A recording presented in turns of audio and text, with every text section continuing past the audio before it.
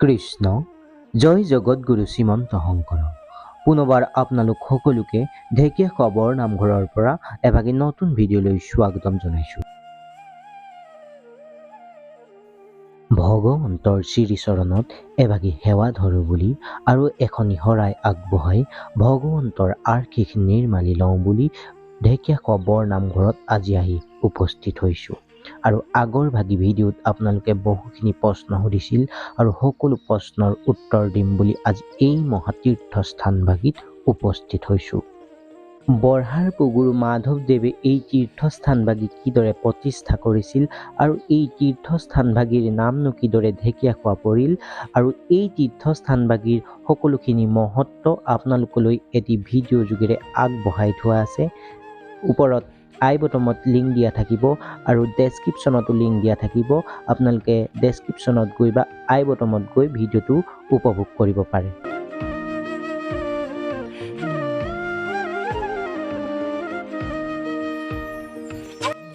আহকচোন বাৰু প্ৰিয় বন্ধুসকল, প্ৰথমেই আমি সকলোৱে ভগৱানৰ শ্ৰীচৰণত এভাগি বন্তি প্ৰজ্বলন কৰি ভগৱানৰ আশীষ নিৰ্মালি লৈ লওঁ।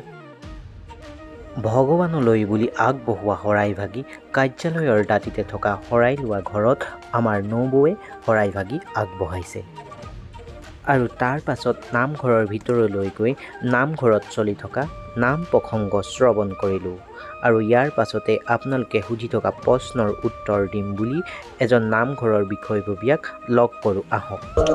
কৃষ্ণ বাপজন, পবিত্ৰ ভাদ মাহৰ আপোনালৈ আন্তৰিক শুভকামনা থাকিল।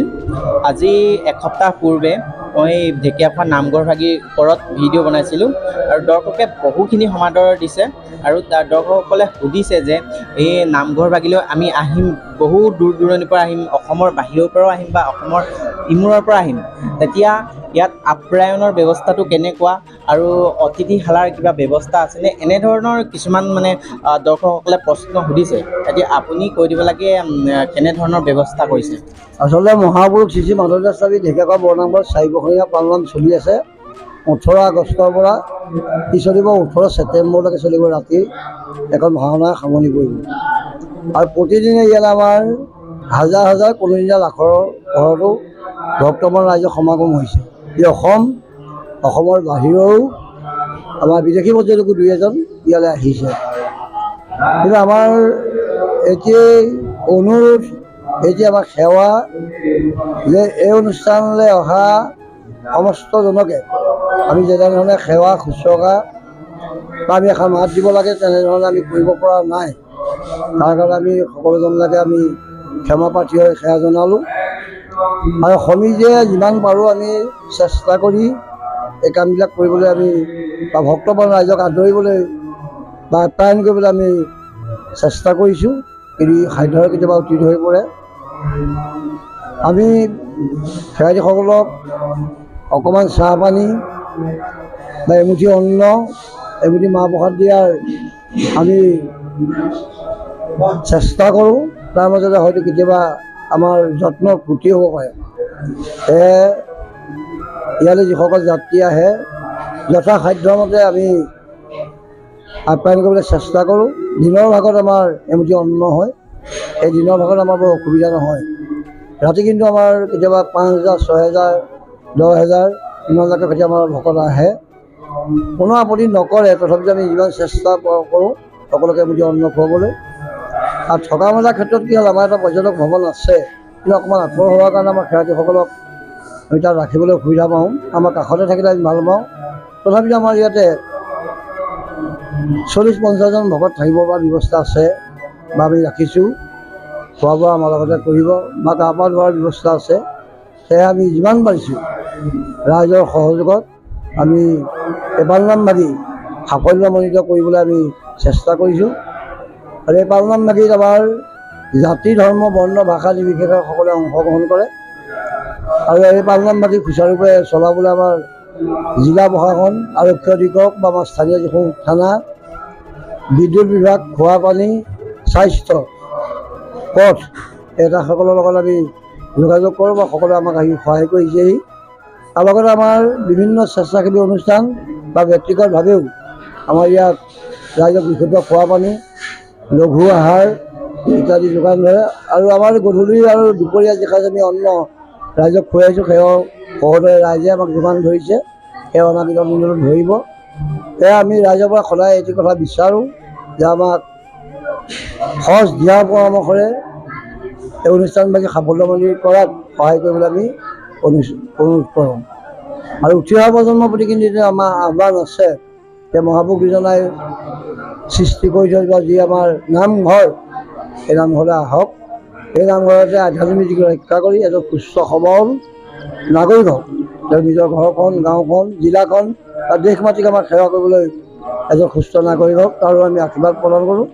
আৰু মহাপুৰুষজনাই জ্বলাই থৈ যোৱা যি গছি আমি বন্তি, অক্ষয় বন্তি 1450 হওক 1528 চনতে গুৰুজনে জ্বলোৱা বন্তি, আৰু এই বন্তি গছলৈ সকলোৱে মূৰ দোৱাই যি মনৰ কামনা পূৰ্ণ অৰ্থে সেৱা লয়, সকলোৱে মনোকামনা পূৰ্ণ হয় বুলি আমাক জনায় আৰু হয়ো। সেয়ে আমি অনাগত দিনত এই বন্তিৰ প্ৰভাৱত বিশ্বৰ পৰাও ভগৱান বৈষ্ণৱৰ আকৰ্ষিত হৈছে। সকলোজনকে পুনশ্চ সেৱা জনাই এই পালনাম মাগি বা এই অনুষ্ঠান মাগি আগবঢ়াই নিয়াৰ ক্ষেত্ৰত সকলোৱে সহায় কৰিবলৈ আমি অনুৰোধ কৰোঁ। ধন্যবাদ। আৰু এষাৰ কথা কওকচোন, আৰু এতিয়া নতুন কিবা ভৱন নিৰ্মাণ কৰি থকা হৈছে আৰু কিবা পাৰ্ক এখনৰ ব্যৱস্থা কৰা হৈছে, আৰু লগতে কওকচোন চৰকাৰৰ পৰা কেনেধৰণৰ আৰ্থিক বা যেনেধৰণে সাহাৰ্য পাইছে সেই অলপ। আচলতে চৰকাৰৰ পৰা আমাৰ ৰাস্তা পদূলি, খোৱা পানী, বিদ্যুৎ বা নামঘৰৰ ওচৰতে আমাৰ ৰংগমঞ্চ আৰু এখন পাৰ্ক। কিন্তু পাৰ্কখনৰ কথাটো বৰ দুখ লগা কথা যে আমাৰ ইয়াত এটা প্ৰজাতি আছে বান্দৰ, পুলিটো যদি আমি আগদিনাখনো পিছদিনাখন ভাঙি পেলাই বৰ কষ্ট হৈছে পাৰ্কখন উঠাবৰ কাৰণে। সেয়া আমাৰ বান্দৰৰ প্ৰজাতিটোৱে যথেষ্ট অপকাৰ কৰিছে। আৰু যিটো আমাৰ ৰংগমঞ্চ, আমাৰ প্ৰাক্তন মুখ্যমন্ত্ৰী সমানন্দ সোণোৱাল ডাঙৰীয়াই 1 কোটি টকা দিছিল। এতিয়া বৰ্তমানৰ মুখ্যমন্ত্ৰী হিমন্ত বিশ্ব শৰ্মা ডাঙৰীয়াইও 1 কোটি টকা দি থোৱা আছে। সেইটো ৰংগমঞ্চটো হ'ব। আগতে প্ৰয়াত যিসকল আমাৰ মুখ্যমন্ত্ৰী তৰুণ গগৈকে ডাঙৰীয়াক মুক্ত কৰি, হিতেশ্বৰ শইকীয়ালৈকে খুলি মুক্ত কৰি সকলোৱে এই অনুষ্ঠানলৈ আহে। সকলোৰে সহযোগতে আমাৰ এই অনুষ্ঠানভাগি হৈছে। ধন্যবাদ। ধন্যবাদ থাকিল। নামঘৰ ভাগিৰ বিষয়ববীয়াজনে সুন্দৰভাৱে আপোনালোকৰ প্ৰশ্নসমূহৰ উত্তৰ দিলে। মই ভাবোঁ আপোনালোকে প্ৰশ্নসমূহৰ উত্তৰ সুন্দৰকৈ পাইছে। প্ৰিয় বন্ধুসকল, আহকচোন বাৰু সুধো, ৰন্ধনশালাতনো কেনেদৰে ৰান্ধনীসকলে হাজাৰ হাজাৰ ভক্তৰ কাৰণে অন্ন ৰন্ধন কৰে? কৃষ্ণ ককা, আজি আপোনালোকে ৰন্ধনশালত ৰন্ধন কৰি আছে ন? আজিৰ মানে বিশেষ কি? আজি কি বনাব? মানে অতিথিক কেনেদৰে শুশ্ৰূষা কৰিব? আমি এতিয়া মানে প্ৰথম ভাতটো বনাইছোঁ, তাৰপিছত মাটি দাইল বনাইছোঁ, তাৰপৰা পনীৰ আৰু মগু দাইল, বিলাহী এনেকৈ মানে পনীৰ বনাওঁ। তাৰপিছতে এটা চিম্পুল দাইল, তাৰমানে কোমোৰাৰ হেৰি দি, সেইখিনিয়ে আৰু আইটেম। আৰু প্ৰত্যেক দিনা এটা জ্বলা ভাজি হ'ব। আচ্ছা, জলকীয়া দি। প্ৰত্যেক দিনা ভক্তৰ মানে কিমান ভক্তৰে মানে অন্ন গ্ৰহণ কৰে? আমাৰ এতিয়া একদম নাই, তথাপিতো 5000 কম নহয় ৰাতি। বহুত মানে শনিবাৰ 3 কুইণ্টেল 3.5 কুইণ্টেল চাউল 3 কুইণ্টেল যোৱা দেওবাৰে। আচ্ছা, আকৌ দিনৰ ভাগত কিমান? দিনৰ ভাগত আজি 130 কেজি হ'ল। 130 কেজি। আচ্ছা, ঠিক আছে বাৰু। ইমান গৰমতো আপোনালোকে অতিথিক শুশ্ৰূষা কৰি আছে যে, তাক লৈ আপোনালোকলৈ অশেষ ধন্যবাদ থাকিল। ধন্যবাদ। প্ৰিয় বন্ধুসকল, এই মহান তীৰ্থস্থানভাগিত অতিথিসকলক ইমান সুন্দৰকৈ আপ্যায়ন তথা শুশ্ৰূষা কৰাৰ বাবে নামঘৰ ভাগিৰ বিষয়ববীয়াসকললৈ অশেষ ধন্যবাদ থাকিল। প্ৰিয় বন্ধুসকল, আপোনালোকো নিশ্চিন্ত মনে এই মহান তীৰ্থস্থানভাগিলৈ আহি নিজৰ মনৰ কামনাৰ সিদ্ধিৰ অৰ্থে ভগৱানৰ ওচৰত এভাগি বন্তি প্ৰজ্বলন কৰক। প্ৰিয় বন্ধুসকল, ইয়াৰ লগে লগে আজিৰ ভিডিঅ'টোৰ পৰা আপোনালোকৰ আগৰ পৰা বিদায় মাগিছোঁ। যদি ভিডিঅ'টো চাই ভাল পালে, লাইক, কমেণ্ট, শ্বেয়াৰ আৰু ছাবস্ক্ৰাইব নিশ্চয় কৰিব। সকলোৰে ভাল হওক, ভগৱানে সকলোৰে মংগল কৰক। পুনৰ এভাগি নতুন ভিডিঅ'ত লগ পাম বুলি প্ৰতিশ্ৰুতিবদ্ধ হৈছোঁ। জয় গুৰু শংকৰ।